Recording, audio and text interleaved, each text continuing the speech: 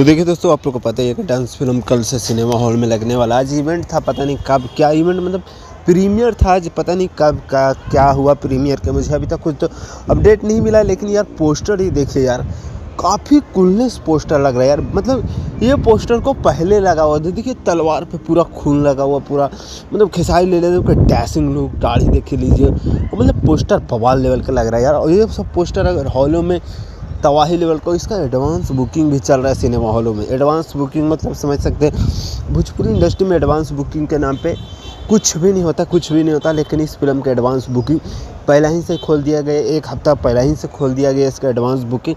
और अच्छा खासा बुकिंग भी एडवांस बुकिंग पे हो रहा है।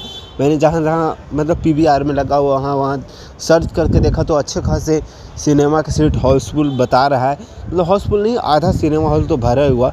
तो क्रेजी लेवल के फिल्म होने वाला, इस फिल्म का हाइप नेक्स्ट लेवल पे है। देखते हैं आज कब क्या कुछ निकल के आता है या वीडियो नहीं निकल के आता है।